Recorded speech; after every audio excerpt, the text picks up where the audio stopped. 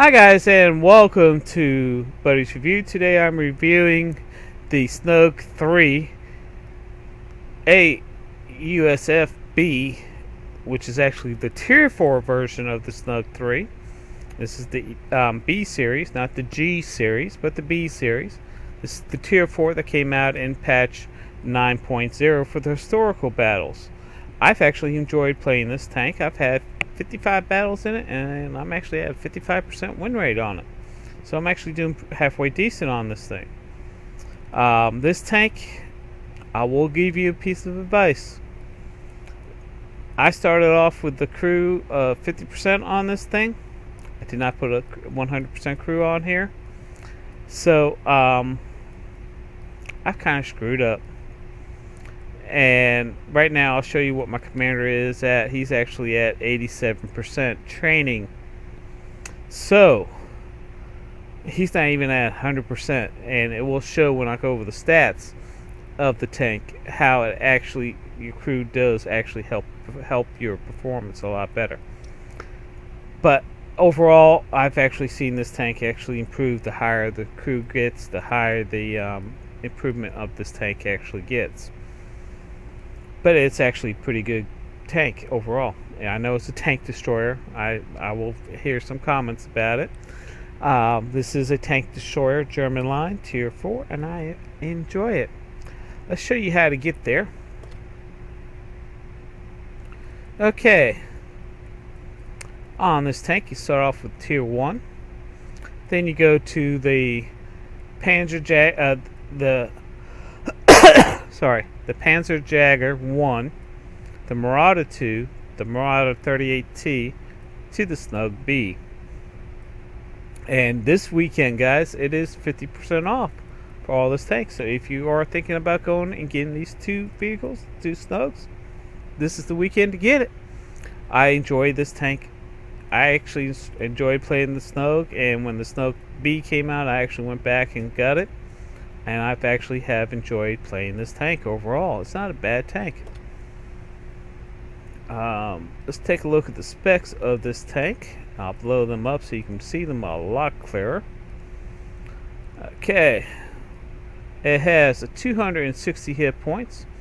Weight I currently have on it is 23.16 compared to 26.5 tons max.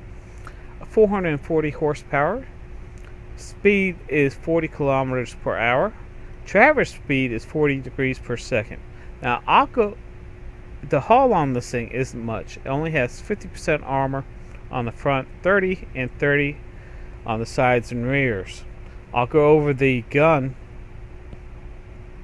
because I'm actually going to review two guns with this tank and let you compare and let you decide which gun is the actual best gun overall. The traverse speed of the gun is 44 degrees per second. Now, this is where the crew actually comes in, and World of Tanks has actually, with 9.1, actually giving you a little bit more detail. Now, the view range, the base view range on this thing is 310. Now, it says actual view range on this thing is 299. That's a lot less than 310. It's because my commander's only at 87% training. So he hasn't even reached his base training.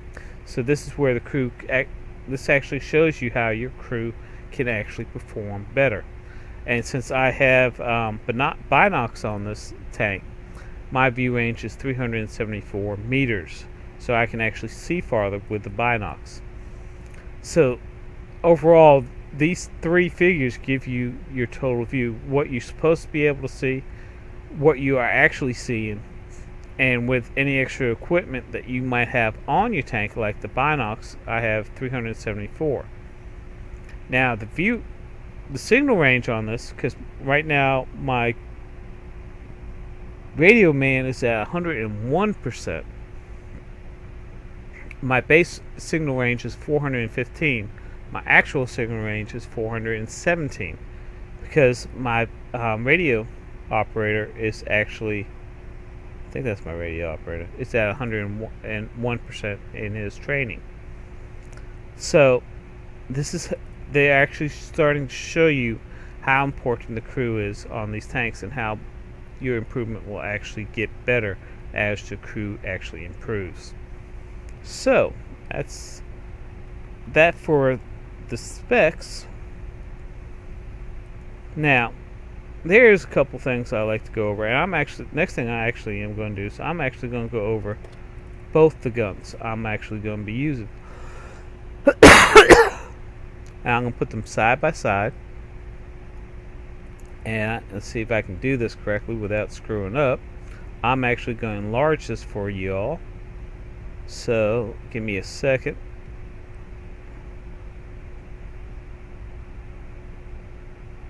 And we'll go ahead and enlarge this so you can actually see both of them in action. And there you go.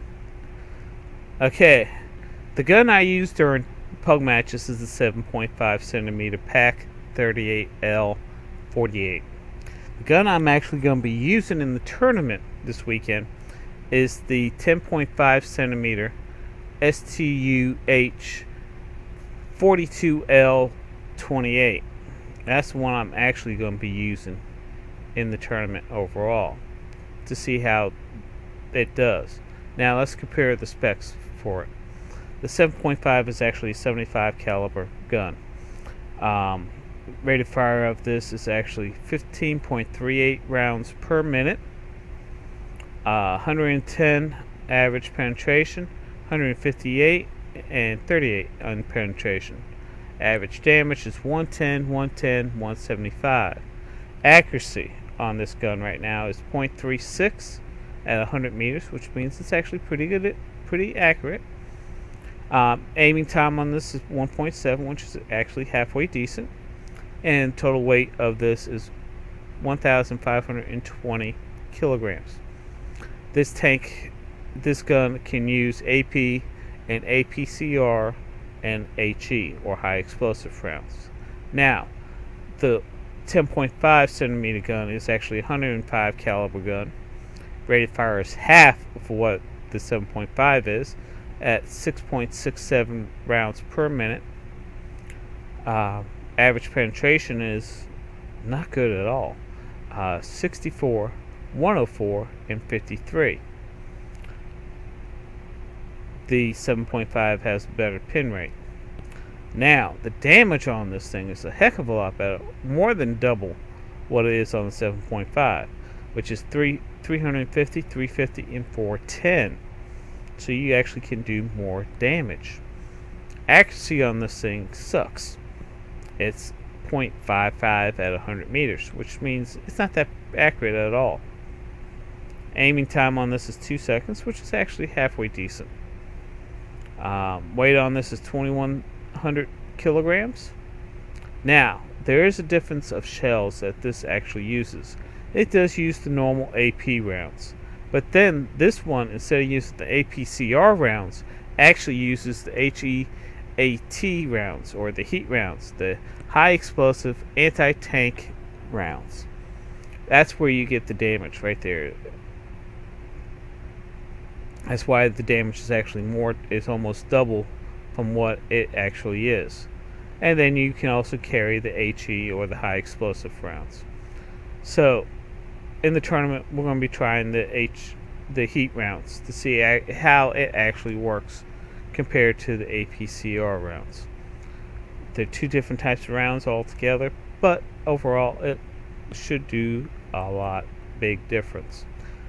I mainly use in pug matches is the 7.5, mainly because of the reload, because I can fire 2 rounds for every 1 round shot with the 10.5, and that's where you gotta decide. These two guns actually depends on your playstyle. If you're a sniper and you want to shoot and run, then maybe the 10.5 is actually better for you. If you're the one that likes to get dug in and be able to put out as many rounds as possible, then the 7.5 might be better for you. It all depends based on your play style that you actually like to play. So I'm going to do this in this tournament to to see how it plays overall. I might start off with the 10.5 gun, but I might change it to the 7.5 gun halfway. We'll see how it comes out.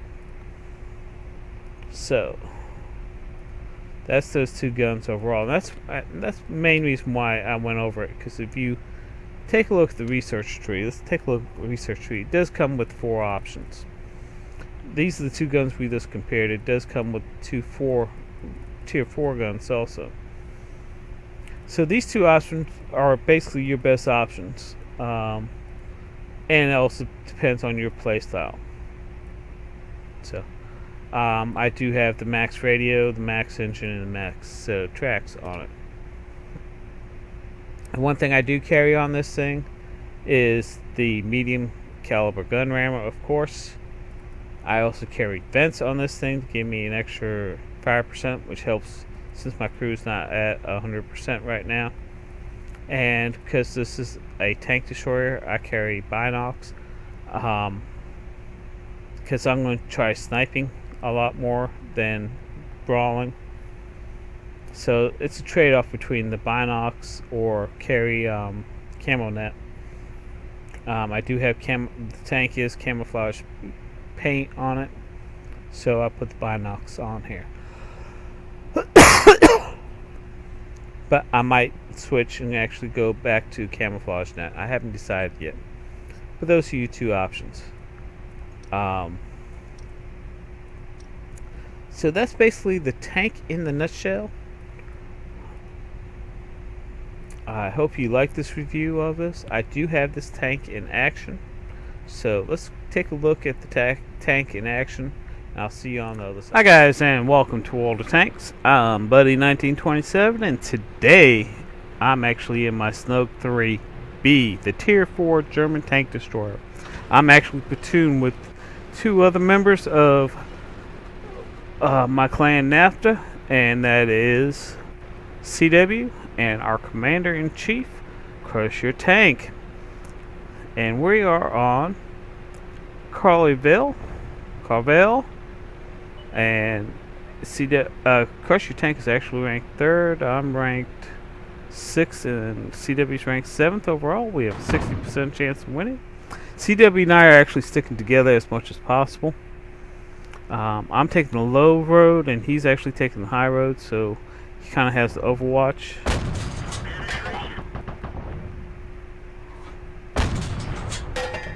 I kind of like this gun. This is the 7.5 gun on it. Reload on it is about 3 seconds, as you can see. The only problem I have with this tank, with this gun, it's not as accurate, because the crew I have on this is not as good as it should be. It doesn't even have 100% crew on it yet. There he is. Hit him. And took him out. That's kill number 1.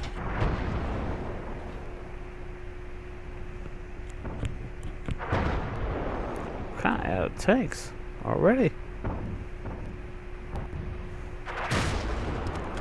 And one thing I like about doing platoons is that you can actually work together. Because as you can see, CW has an overwatch on top of me. So with that overwatch, he can tell me what's going on the bottom where I can't see, and where to move and set up a little bit better. And I can move a little bit more freely on the map, because he's overwatching me and giving me heads up about where the enemy's at right now. And one thing I do like about the StuG is the low profile. As a matter of fact, when we get here, yeah. One thing I'm going to do is, I don't really can't see that. Yeah, there you go. If this was a regular tank, here, I'm ground level right now. You can't see the tank. With this low profile, I kind of like it, because you can get down these ridges a lot better. It's a lot harder for it to actually be spotted when you're moving down these little ravines and stuff like that. Especially since 9.1, when they took the camo value out of the tanks, tank destroyers, so the camo value is not as high. The StuG actually has a little bit better because of the low profile.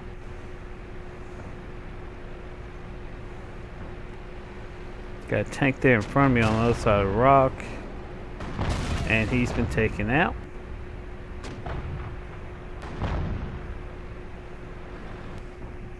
Here we go. Got one tank there.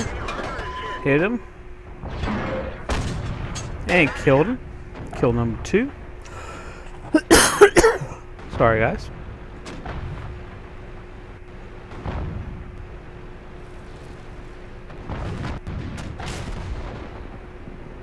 Okay.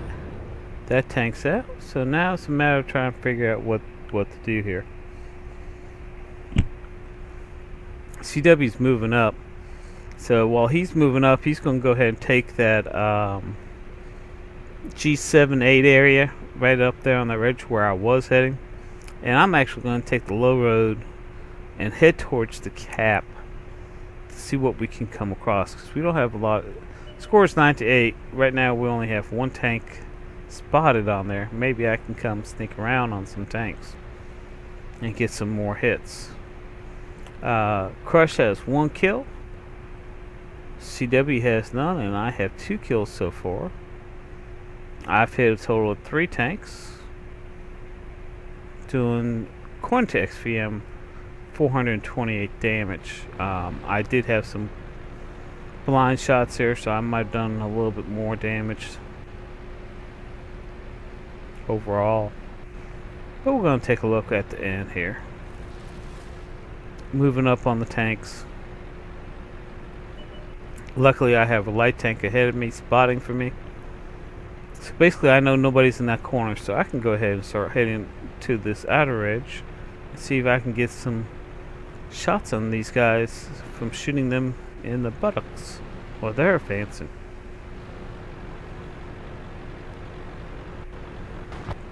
Got a couple tanks being hit there.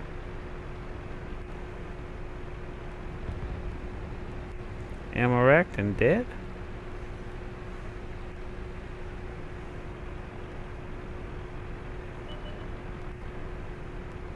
Now there's one tank.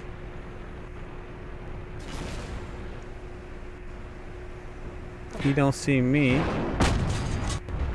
And that's kill number 3 for me. That's good. Now the score is 12-10.